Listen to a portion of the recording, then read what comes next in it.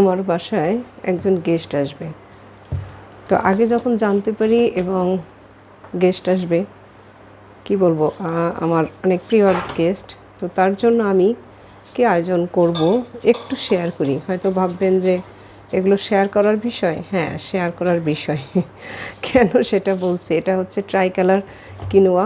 তো সেদিন আমি আমার বান্ধবীর অফিসে, যদিও সে বরিশালের ডিডি অফিসে, খাওয়ার একটা দৃশ্য আমি ভিডিও করায় অনেকে কমেন্ট করছেন। আমি বাসায় হেলদি খাবারের কথা বলে এত খাবার দাবার পাই না বা খাই না, তাই অন্যের বাইরে গিয়ে যখন পাই তখন একটু বেশিই খাই। তো দাওয়াত খেলে কেউ কম খায়, আমিও কম খাই না।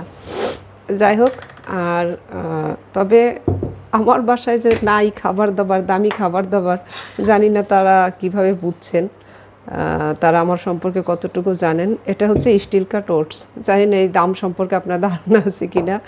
যে কমেন্ট, সরি অন্য কেউ কিছু মনে করবেন না, যে কমেন্ট করছেন আমি তার উদ্দেশ্য করে বলছি। তার নাম মেনশন করতে পারতাম কিন্তু আমি করলাম না। আর ট্রাই কালার কিনোয়ার দাম জানেন তো, জেনে নিতে পারবেন, কোনো ব্যাপার না। এবং এগুলো সব আমি আলটিমেট অর্গানিক লাইফ থেকেই নেই। তো এখন কি করব, এটা দিয়ে আমি একটু, হয়তো বলবেন অল্প একটু নিয়েছি। হ্যাঁ, আমার একজন গেস্ট তো, তাই আমি অল্প নিয়েছি। আমি খাবার দাবার অপচয় করি না, বা করার মতো সামর্থ্য আমার নেই। একদম সত্যি কথা, যে খাবার দাবার নষ্ট করার মতো সামর্থ্য আমার নাই। আমি একদম সাধারণ একজন মানুষ, শুধু সুস্থতার জন্য ভালো খাবারগুলো চেষ্টা করি। সেই জন্য আমাকে অনেক কিছুই মিনিমাইজ করতে হয়। আর এই ওটস দিয়ে আমি একটা খিচুড়ি হালিমের মতো তৈরি করব।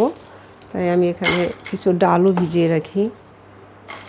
ডাল হচ্ছে, এটা দিলাম বুটের ডাল, এটা হচ্ছে খেসারির ডাল, এটা হচ্ছে কুলথি ডাল, এটা হচ্ছে মুগ ডাল,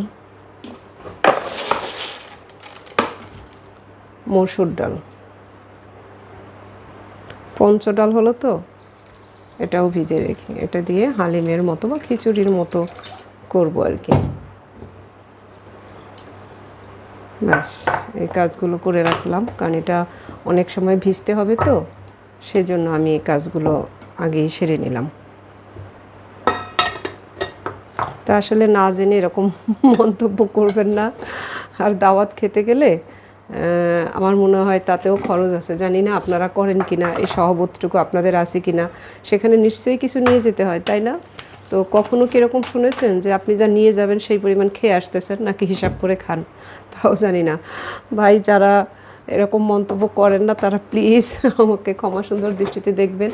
যারা করেছেন আমি শুধু তাদের জন্যই কথাগুলো বলছি। যদিও আমার ভিডিওতে ভালো কমেন্ট বেশি আসে, পজিটিভ কমেন্ট বেশি আসে, সত্যি কথা। এই জন্য আমি ধন্য, একদম খুব খুশি আপনাদের উপরে।